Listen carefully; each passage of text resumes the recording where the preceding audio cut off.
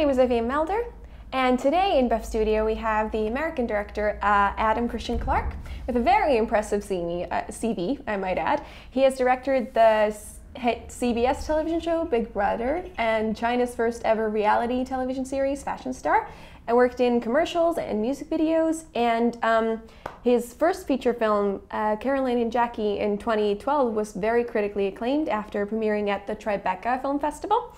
And his second feature film, Newly Single, is premiering this year at the Tallinn Black Nights Film Festival. Hello, Adam. Thank you so much for coming in. Thanks so much for having me. Great. So you have written, directed, and also star in Newly Single. So what made you choose to act in your own film? Well, this acting is not. I enjoyed acting in this, first off, so I don't want to send the wrong message on that.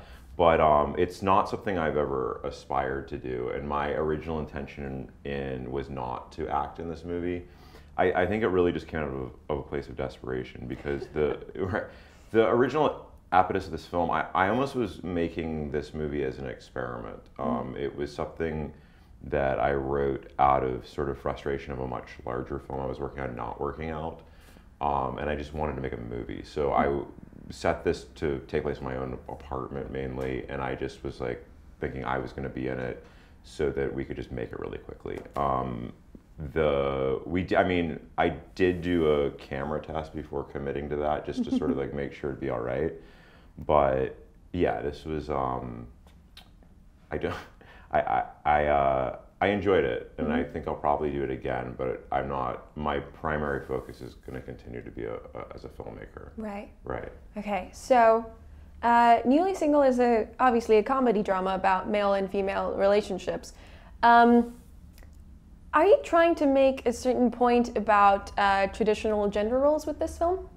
Well, I'm certainly not trying to make a point in the sense of I'm not taking a side. I do feel that gender roles are shifting. I mean, they've been shifting for millennia, but and I'm certainly aware of what's going on right now. It's probably nothing in comparison to what was going on in the 1960s and the 70s and so forth. But there is a shift in gender roles right now that is larger comparatively to what I experienced 10 or 15 years ago, or in my early adolescence. So that did inform, some of the subject matter and, certain scenes in the film. But I, as opposed to making a comment about it, I think I was just more using that as a backdrop, because I think it's something that we're all thinking about, or it's being discussed a lot in the world. Right. So being in LA, being an LA-based filmmaker, do you see like these kind of shifts happening specifically in the Hollywood film industry now? Well, definitely, there is definitely there's a more equality in terms of male-female directors in the independent space, in terms of like film school and small festivals and so forth. But I mean, still, if we talk about like really Hollywood as a large business model, which I'm kind of outside of, but I live there and I'm tangentially a part of it. Like studio movies, for instance, that you see here, Guardians of the Galaxy or whatever, in the theaters this week, that's grossly male only. So that's always been the case, and there certainly is a movement right now, or a conscious choice to try to change that. So certainly, this year and in the past 5 years, more so than I've ever experienced before, there has been the promotion of female filmmakers and the wanting for that to be more equal, which is great, because I think that for all stories, and especially, studio films, sort of the reason I don't always respond to them is they seem always the same. So I think as we get more diverse voices, or more voices telling different stories, hopefully it will also make the stories, more diverse and more interesting, right? Right. So, but specifically talking about your story, did the inspiration for the story, you touched upon this a little bit, but did it come specifically from your life or your friends or colleagues, or is it a comment on? Yeah, the film's pretty autobiographical in the sense that like a lot of the situations and subject matters and plot lines and stories were based on real things that happened in my life.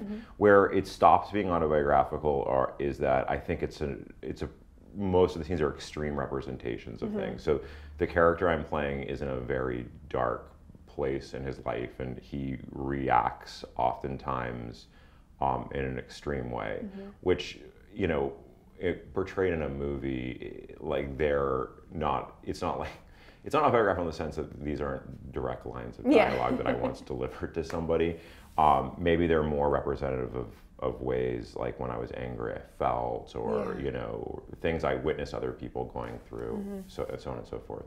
But in the sense of you know, a major plot line of the film is that a movie isn't going well for this guy, and so that was certainly based on real life. Certainly a lot of the dates in the film are loosely based on dates I went on or people I know or met. Right. Well, I think that's what would make a story feel authentic in a way, yeah? I hope it's authentic. I hope that anything I do is authentic. I mean, and I don't mean that in this, probably everybody thinks that, but I mean in the sense specifically, what I enjoy as a filmmaker is trying to make heightened situations seem very real. I think like my probably like greatest hope in any movie, my first movie and then also this movie, is that anybody in the audience would just for even the briefest moment feel like they were interacting with their own family or somebody that they knew. That's really like my main goal as a filmmaker, as opposed to somebody else who might be more focused on a visual style or a genre convention, or everybody has like a different sort of aspiration of what they're trying to do. Speaking of just more inspiration and authenticity, Goodbye Shanghai was based in China, which was another one of your feature films. And you also lived in Shanghai for a year, is that right? I did live, I lived in Shanghai originally to direct a reality TV show. Right. So Goodbye Shanghai was the second short film I ever made. Oh, short film, sorry. This is fine. And I went back in 2009 to film that, so I was there for a couple months during the summer. But coming back to like living in Shanghai and making a film based in Shanghai, and living in LA and doing a film about LA, do you think that it's important for a screenwriter, director, like maker of a story to be in the environment that he's writing about? Right. Well, I think that I think the best thing is for he or she to write a story that is engaging with an audience, right? So I personally would love to be able to write something that takes place anywhere with any genre, and I've attempted many times to write films that are broader or more studio films, and I've done a few sort of like for hire that haven't become movies. They were fine, but I found that my own personal strength, my best writing has come out of focusing on stuff that's very close to me. So that works for me, but that doesn't necessarily work for everyone. And certainly, I mean, look at like a Steven Spielberg film, right? Like it's a level that I'm certainly not at, and those films are not based in real places at all. Right. I mean, sometimes. I mean, most of his movies. Yeah.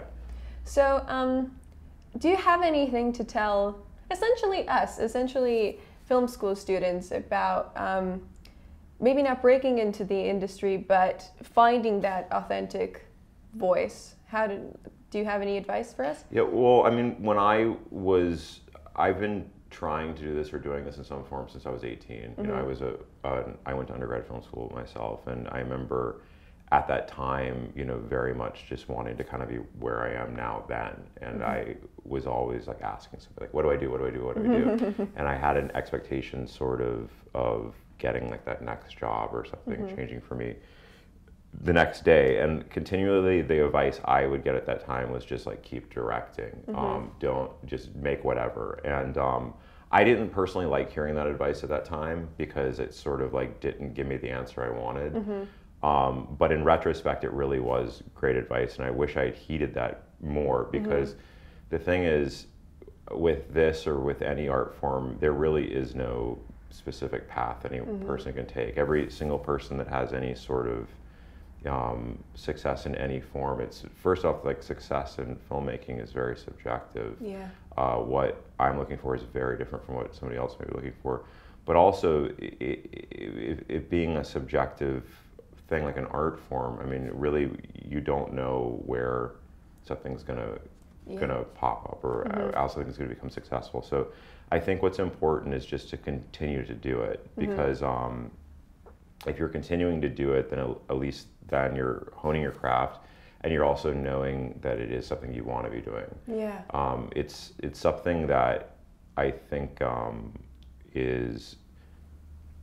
you only really are going to be able to do if it's the kind of only thing you want to do, because it's quite difficult and the rewards are very small. Yeah. The rewards far underweigh the sacrifices, I think. Yeah. Right. Well, thank you so much for coming in and chatting with us. It was really interesting for me. Thanks so much. And yeah, tune in next time. Thank you for watching. All right. Bye-bye.